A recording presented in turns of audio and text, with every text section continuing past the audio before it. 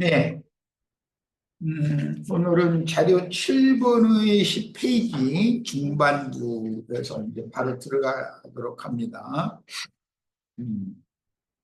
모세의 율법과 선지자들의 예언들을 크게 오해한 유대교인들의 율법은 반드시 폐해야 하지만 모세와 선지자는 반드시 완전케 하여 더욱 강력히 세우고 실천해야만 그 나라 즉 천국이 세상에 실현될 수 있으니 제자들에게 너의 의가 바리새인의 의보다 낫지 않으면 결단코 천국에 들어갈 수 없다고 단언하셨습니다. 모세의 율법은 범죄를 드러내고 심판하는 법이므로 율법의 기능이 이거죠. 죄인들의 상태, 이미저질은 죄들을 이렇게 드러내서 죄인인 것을 깨닫고 은혜의 구원자이신 주님께로 중매를 하는, 연결해주는 그런 역할을 하는 것이 모세의 율법이죠. 죄와 사망의 법으로서 그리스도께로 인도해주는 몽학선생이라고 지난번에 번역은 그랬고 이번 번역엔 초등교사라고 번역을 했어요. 그런 역할을 하고 그리스도의 율법은 무궁한 영적 생명인 성령의 법으로서 구속하신 새 사람을 하나님의 영광, 참빛 생명의 빛이신 하나님의 얼굴 앞에 이르도록 인도해 줍니다. 하나님의 얼굴 앞에 이른다라는 건 거룩한 성 새 예루살렘에 들어갈 권세를 얻게 해준다 그런 말이죠. 예수님은 유대인들이 대대로 읽고 배워온 시내산의 토라, 이제 시내산 율법이라고 그래요. 율법과 선지자들의 예언을 완전한 세법으로 개혁하여 산당에 모인 산상에 갈릴리의 그 산으로 제자들을 데려가서 지금 선포하는 말씀이니까 산상에 모인 제자들에게 선포하심으로 육체에 상관된 의문의 율법, 이 의문이라는 지난번 번역 이번에는 주문이라고 그랬죠. 주문의 율법을 영과 생명의 법으로 개혁하여 메시아 왕국의 헌법으로 공포하셨습니다. 그러므로 이제부터는 누구라도 의문에 속한 모세의 율법을 오해한 유대인들의 율법을 쫓으려고 율법 선생들에게 가르침을 받을 필요가 없고 자신의 영에 임재하신 그리스도의 성령께 세법을 가르침받아 아무도 율법 선생들한테 새 시대가 오면 가르침을 받을 필요가 없다고 그랬죠. 율법을 또 가르침 받을 필요가 없는 거죠. 완전한 법을 새로 가르침 받아야 되니까 진리 안에서 믿음으로 행하는 교회 생활을 실행해야 합니다. 본문에서 율법이란 구약 성경 전체를 뜻하기도 하고 축약된 의미로서 모세 오경을 가리키기도 하며 더 요약하면 10개 조항의 계명, 10계명이라고 그러죠. 그래서 주문이라고 이번에는 번역을 그렇게 한 거예요. 10계명인데 주님의 모든 말씀을 기록한 신약 성경은 그리스도 율법이요. 그걸 축약하면 사복음서 내용이고 특히 마태복음 5장에서 7장의 산상수훈이며 큰 주제는 두 강령이라고 할 수 있죠. 그리스도와 교회, 그 천년교의 왕국 실현에 대한 새 법입니다. 구약 성경은 율법과 시편을 포함한 선지자의 글로 요약하여 말씀하신 것은 예수님의 사역 당시에는 아직 신약 성경이 없었으므로 구약 성경만 있었던 거죠. 그때 당시는 히브리어와 아람어로 기록되어 특히 다니엘서는 7장까지 아람어로 기록되어 있죠. 대대로 유연된 구약 성경 전체를 지칭하는 관용적인 표현으로 율법과 선지자라고 하셨습니다. 주님의 말씀 선포에서 율법을 대표하는 사람은 모세요, 선지자를 대표하는 사람은 엘리야인데 그 당시에 엘리야의 영과 능력으로 보내심을 받은 자는 심지어 요한이었고, 모세의 영과 능력으로 자기 백성의 구원자로 오셨던 그 메시아는 인자 예수님이었었죠. 자, 근데 본문 중에 폐한다라고 할 때 폐하로라는 용어는 건축물의 파괴와 연관되는 표현으로서 낡은 건축물 그 자리에 집을 새로 지려면 그 낡은 건축물 자체를 다 파괴시켜 버려야 되잖아요. 그런 데 쓰는 용어로서 자주 사용되는데, 이제 이 개념은 아담의 갈빗대에서 여자를 지으셨다 그럴 때 그 짓는다라는 말이 세운다, 건축물을 세운다 그런 용어이기 때문에, 그러니까 첫 아담 부부는 예창조의 낡은 건축물인가 그걸 무너뜨리고 그리스도의 구속의 터 위에 새 건축을 해야 된다라는 말이에요. 그리스도와 교회를. 그런 의미를 이해를 해야 되겠어요. 그러니까 이제 자신들이 가르치고 자랑하며 기득권 유지를 위한 용도로 율법과 예언들을 사용하면서 예수님을 비난했던 그 당시의 유대교 기독권자들은 스스로 모세의 율법과 선지자들의 예언을 크게 오해한, 장로들의 유전에 기초한 유대인의 율법으로 변개해서 성경을 읽을 수가 없었던, 이 성경은 필사본이 양피지나 파피루스의 필사본이 있다고 해도 큰 회당, 성전이나 그 성경을, 이제 구약 성경인데 그걸 보존하고 있었고, 일반 백성들은 오늘날 우리처럼 이렇게 자유자재로 성경을 볼 수가 없었죠. 그런 약점을 이용해서 하나님 말씀을 부분적으로 바꿔가지고 사람의 교훈을 섞어서 변개시켜서 세뇌시켜버렸다 이거예요.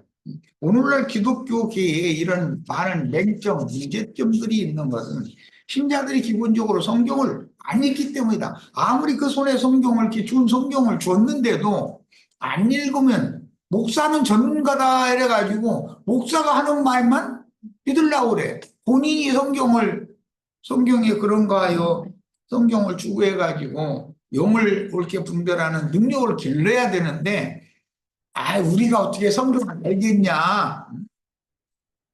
목사님이 신학 공부하고 전문가인 목사님이 설계해 준 얘기만 듣지 이런다는 거예요. 이런 것이 기독교계의 약점이다.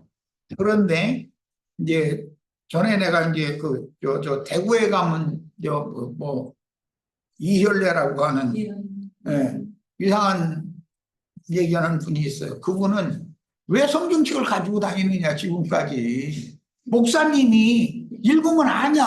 알도 못하는 성경책 괜히 가지고 다니면 뭐하냐. 목사님이 설교해 주는 것만 들으면 된다. 이런 거 아주 그냥 세뇌를 시켜가지고 성경을 들고 다니면 피식 웃어. 그게 뭐냐. 사람들을 맹신자 만드는 수단이다. 성경 자체를 이처럼 교묘하게 파괴하면서 하나님이 기뻐하시고 선하신 뜻을 크게 손상하여 하나님의 의와 선을 천연적인 인간들의 위선적인 선행과 옳음으로 힘써 대적하는 유대 종교의 계승인 자칭 유대인들의 배당에 모이는 자들은 사람의 손으로 지은 물질적인 건물 신전을 필수적인 그 요건으로 그걸 강조하기 마련이고, 그걸 사람의 손으로 지은 큰 건물 신전이 있으면 거기에서 예배를 주도하는 신부나 목사라는 사람이 없으면 이제 예배할 수가 없다. 신부나 목사가 없이 형제 자매님들이 이렇게 몇 사람이 모여서 20서 집에서 떡을 떼고 말씀을 나누고 이렇게 뭐 그건 이단이다 이렇게 지금 주장해는 가르쳐 오고 있는데, 이런 폐단이 어디에서 오는지를 알아야 된다는 거예요.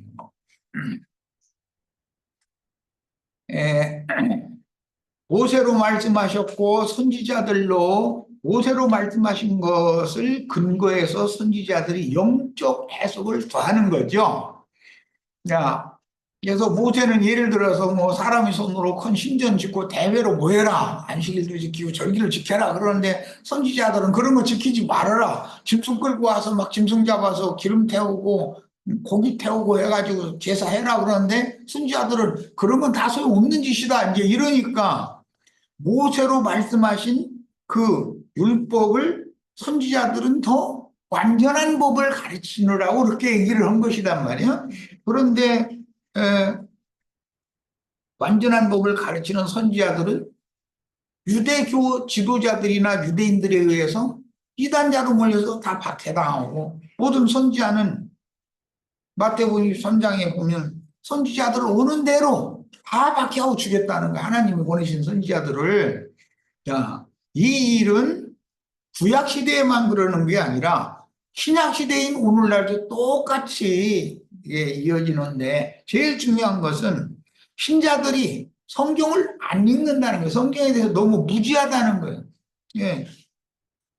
오늘은 우리 집회에 참여한 형제 자매님들한테 내가 특별히 할 얘기가 조금 있는데, 성경 읽기 시간에 어제였었죠? 예. 성경 읽기 시간에 거기다 참여를 안 해요.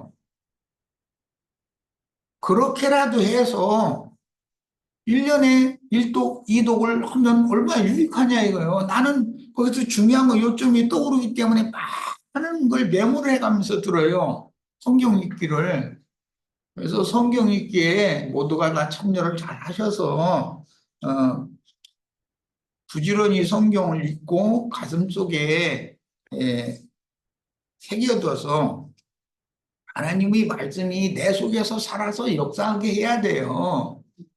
그리고 어떤 성경을 계속해서 이렇게 강론하고 해석하고 하는 것만 중점으로 해서는 안 된다는 거예요. 집회는 기본적으로는 성경을 많이 읽어서 내 속에 성경 자체가, 말씀 자체가 저장이 돼 있어야 되는 거다. 내가 가끔 얘기를 하는데, 이것은 우리 인생사에서는 속세의 돈을 벌어서 은행에 많이 저축을 해놔두면 인생이 편찮아요. 그런 것과 똑같은 거다는 거예요. 명심하시기를 바래요.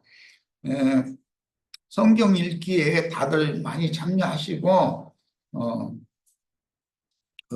성경 자체가 자신의 가슴 속에 잘 저장될 수 있기를 바라고, 또 한 가지는 우리 학생들 집회를 이렇게 너무 소홀히 하고 부모들이 이거 책임져야 돼요. 그렇게 하시지 말고 어떻게든지 해서 내 자식을 세상 교육시키는 데만 집중하면 안 돼요. 세상에서 공부 잘하면 오늘날 대한민국을 이렇게 이상한 나라로 만들어가는 사람들이 다 서울대학교 나온 사람들이에요. 장관들 다 이 사람들이. 그 사람들이 뭐 공부 못해서 나라를 이렇게 망치는 게 아니에요. 신앙교육은 전혀 안 돼 있는 사람, 관심들이 없는 사람들이기 때문에 그래요. 자식을 균형 잡히게 잘 양육해서 나라의 그런 훌륭한 사람으로 봉사하고 헌신할 수 있도록 그런 자식으로 잘 길러야 되잖아요. 그러면 세상 교육은 자연히 하는 거니까 신앙 교육에 주된 관심들을 가지셔야 되겠어요. 우리 학부모님들 정신을 좀 차리고 자기 자식의 신앙 교육 시간에 한 주에 한 시간도 않는, 뭐 내가 보니까 3, 40분 하던데 그 시간마저도 그렇게 시간을 할애하지 못한다면 그러면 나중에 후회하게 될 거예요. 조금 정신줄이라고 조금 더 얘기할게요. 자기 자식 세상에서 출세해서 무슨 의사, 변호사, 판사, 검사, 무슨 대학교 교수 됐다고 하는 사람들 치고 어디에 가서 죽냐면 노인들 생애 마감하는 요양원 거기 가서 죽어요. 거기 가서 입도 본 것도 그래요. 세상에서 출세하지 못한 아들, 딸들은 부모님 늙으면 부모님 오고 부모님 생애 마감을 지켜드려야 된다고 도시에 있다가도 시골로 내려와요. 세상에서 성공한 놈은 절대 안 내려와. 이런 것도 많이 생각을 해봐야 돼요. 그렇다고 자식을 성공시키면 안 된다 이 말이 아니고 교육을 잘 시켜라 이게요. 세상에서도 성공하고 부모한테 할 책임을 다하고 효도하고 그렇게 길러놓으면 얼마나 좋냐 이게. 사람을 균형 잡히게 양면을 잘 길러야 된다. 난 이걸 말하고자 하는 거예요. 네. 자, 이제 말씀으로 다시 돌아갑니다. 우리 저 형제 자매님들 너무 느슨하게 자식 교육을 느슨하게 하시지 말고 성경 읽기에 대해서 이렇게 느슨한 마음을 먹으면 안 되겠어요. 자, 온줄로 생각지 말라. 여기 온줄로라는 이 표현은 예수님이 내가 율법을 폐하러 온 줄로 생각지 말라 이제 이 말씀을 했는데 구약 시대에 하나님께서 당시에 보내신 사자라는 개념으로 예언자들에게 사용되었던 표현이다. 그러니까 예언자들은 자기 스스로 온 게 아니라 여호와 하나님이 나를 보내셨다. 그러니까 그들이 말씀을 선포할 때는 주 여호와의 말씀을 들으라 그러지 내 얘기 들으라 그러지 않잖아요. 그런데 예수님은 내 얘기를 들으라 이래요. 그 얘기를 할 수 있는 분은 예수님 한 분밖에 없다 이거예요. 예수님은 자신이 메시아의 사명을 가지고 자기 땅 자기 백성들에게 오신 여호와의 사자라는 것을 강력하게 시사해주는 문법으로 사용한 접속사입니다. 이것은 아브라함에게 사라를 통해서 약속의 아들을 주실 것이라고 할 때 그 아들이 오는 것이 곧 여호와 하나님 자신이 오는 거단 말이에요. 그런 개념을 여기서 온줄로라는 용어는 그런 개념에서 사용되는 용어다라는 말이에요. 그러니까 세상에 자칭 선지자라는 말은 스스로 온 자들이잖아요. 주님이 보낸 선지자다라는 건 하나님의 성령께서 그 영과 생명의 말씀을 맡겨가지고 다시 나가서 예언하라고 보낸 자들이잖아요. 그러니까 나는 그러라 하는 자들과 나는 보내심을 받은 자다라고 하는 말 표현을 딱 들어보면은 그 사람이 어떤 영에 의해서 무슨 용도로 주님이 쓰시는가를 알 수 있다는 거예요. 주님은 지금 구약 성경이 말하는 율법과 선지자들의 모든 예언이 예수님 자신을 염두에 두는 내용이었었다. 뭐 누가복음 그 말미 부분에 보면 율법과 선지자와 시편 이런 데서 기록한 모든 말씀이 나에 대해서 얘기한 거다 이렇게 직접적으로 얘기하잖아요.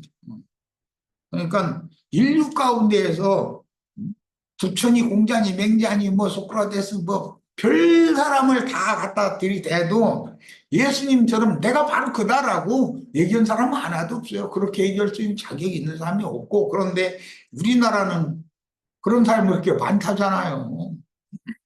근데 전부 구원자는 오직 한 분 예수밖에 없다라는 거에 대해서 철두철미하게 믿으셔야 돼. 자, 그러면서 유대교 지도자들이나 유대인들이 구약 성경에 사람에게 운을 부분적으로 섞어서 오남용함으로 다 섞는 게 아니죠. 하나님 말씀 99%를 하는 거예요. 뭐 1%나 뭐 2, 3%를 실족 갖다 섞는 건 이렇게 한다. 변질시키는 건 말씀을 변질시키는 건 나와 나의 왕국을 숭상하고 무너뜨렸으면 이건 예수님이 하신 말씀이요 율법과 선지자의 모든 예언을 내가 완전하게 회복시키러 왔다라고 지금 선언하는 중이에요. 예수님이 오신 목적은 뭐예요? 모세의 율법을 크게 오해하여 유대인의 율법으로 혼잡한 말씀으로 누룩 섞은 말씀으로 이스라엘 백성들의 약점 뭐냐? 성경을 그들은 읽을 수가 없다. 이게 성경을 집집마다 두고 읽을 처지가 안 되니까 그런 약점을 이용해가지고 자기네들의 사람의 교훈, 이제 신약 성경에는 장로들의 유전, 이렇게 표현했는데 그런 것을 조금씩 조금씩 여기다 섞는다 이거예요. 그래가지고 유대 교인들을 세뇌시키니까 유대 교인이 된 거잖아요. 하나님의 제사장 나라가 된 것이 아니라 유대교 체제가 되어버렸다. 그걸 다시 바로잡으러 예수님이 오신 거다. 바로잡으려면 어떻게 해야 돼요? 말씀을 회복시켜야 된다. 이 말씀을. 자, 모세를 통해서 말씀하신 율법의 모든 내용이나 선지자들을 통해서 예언하신 모든 내용은 예수님에 대하여 기록한 것이고 예수님을 통해서 완전하게 실현되는 것이다라고 선언을 하셨다. 그러니까 예수님이 아니면 마귀가 와서 전부 섞어놓은 거, 혼잡 시켜놓은 것을 다 잘못된 게 아니에요. 99%는 하나님 말씀이에요. 섞인 것을 골라서 정확하게 지적해서 그걸 제거해야 되잖아요. 그런 개혁을 해야 된단 말이에요. 이제. 그 완전케 하는 법인 거예요.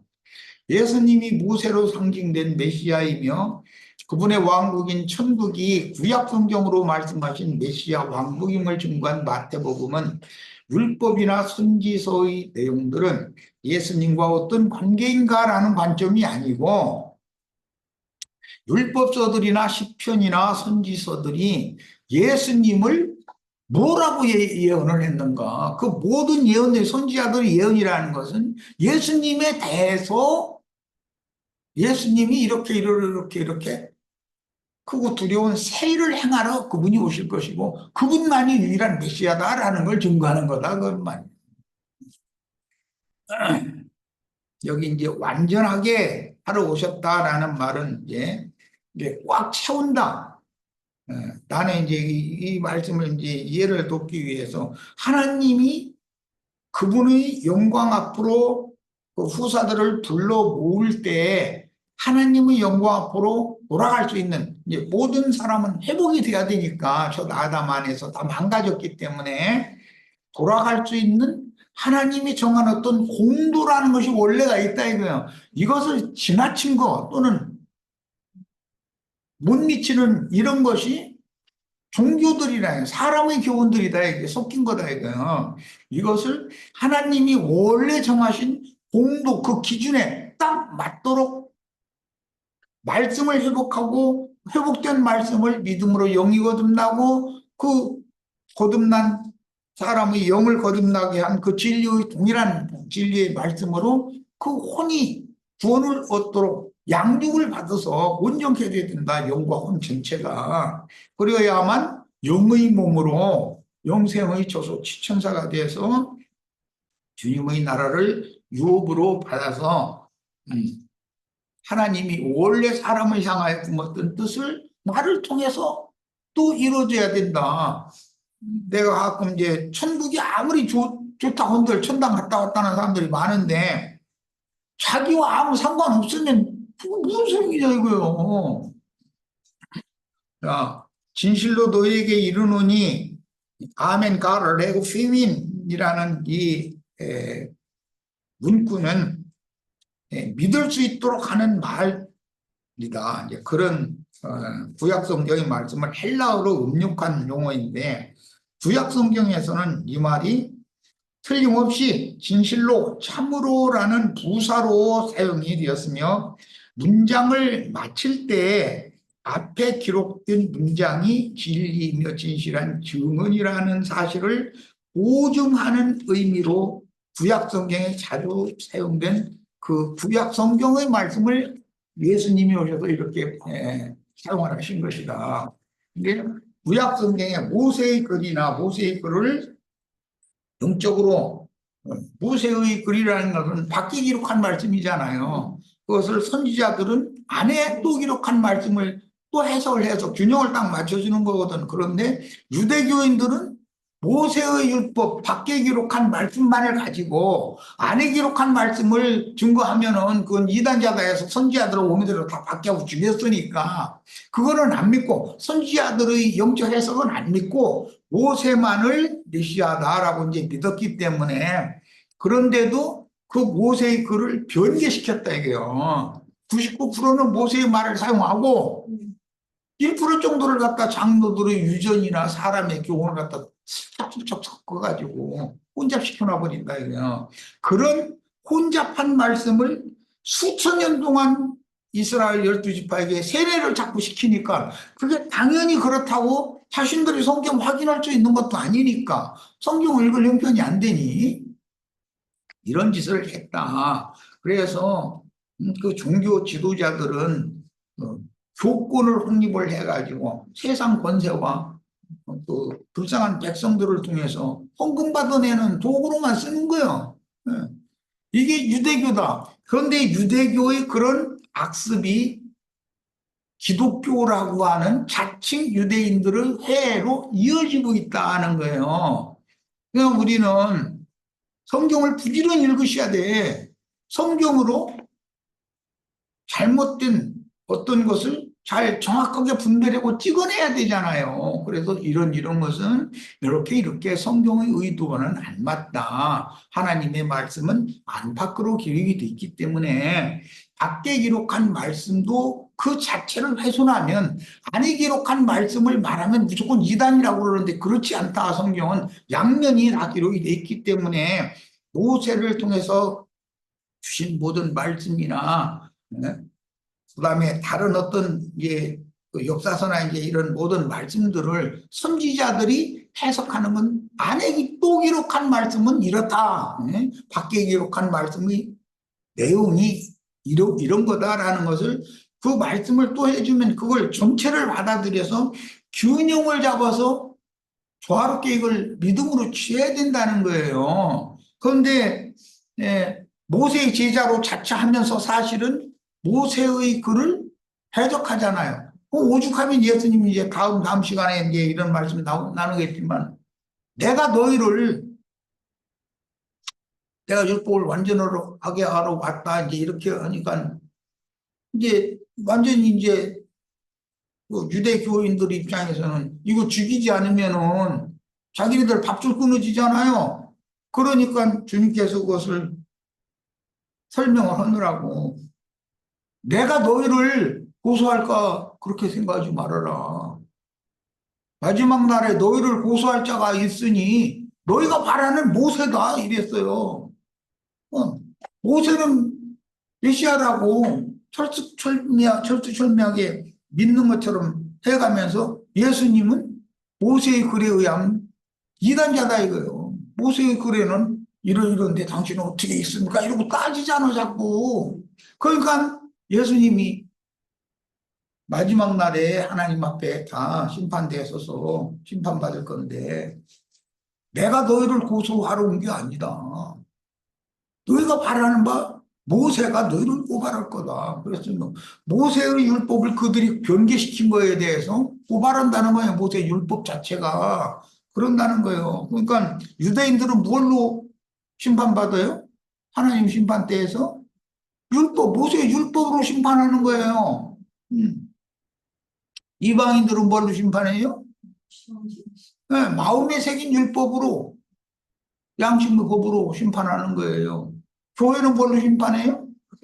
그리스도 율법으로 심판하는 거예요. 이 세 법에 대해서 정확하게 알고 계셔야 돼. 성경이 왜 이런 말씀하시는지를. 천지가 없어진다는 이제 말씀을 이제 주님께서 많이 하셨는데 특히 여호와의 증인들은 땅은 영원히 있을 것이다라고 하는 전도서 그 말씀만을 가지고서는 여호와라고 땅은 영원히 있을 거다 이래가면서 하나님 말씀에 하늘도 땅도 없어진다고 주님은 분명히 이렇게 하는데 예수님의 말씀을 뒤집어 버리려고 애를 쓰는 거예요. 그럼 합당하게 우리는 안팎으로 기록된 말씀을 안팎으로 믿어야 되잖아. 땅은 영원하다라는 말은 새 하늘과 새 땅이 영원한 것이지 처음 하늘과 처음 땅 할 때 그 그 저주받은 땅이 영원해서야 쓰겠어요? 그러니까 뭘 성경을 합당하게 밖에 기록한 말씀이 있으면 안에 기록한 또 기록한 말씀까지 이게 종합적으로 이해를 해서 이걸 합당하게 믿어야 된다 그런 말이에요. 그런데 이것을 가르쳐 주려고 하면 땅은 영원하다고 돼 있는 성경에 보자고 막 해가면서 그것만 주장해. 아, 예수님이 처음 하늘과 처음 땅 천지는 없어진다. 그러나 내가 너에게는 말씀은 전혀 없어질 수가 없다. 영원하다. 이렇게 선언한 그 말씀은 그럼 어떻게 해석할 거야? 이렇게 자기네들의 교리, 자기네들의 사상에 맞춰서 성경의 어떤 부분 말씀을 그걸 가지고 주장을 하면은 안 된다 이거야. 마귀가 예수님 시험할 때도 성경에 없는 말을 가지고 예수님 시험한 게 아니잖아.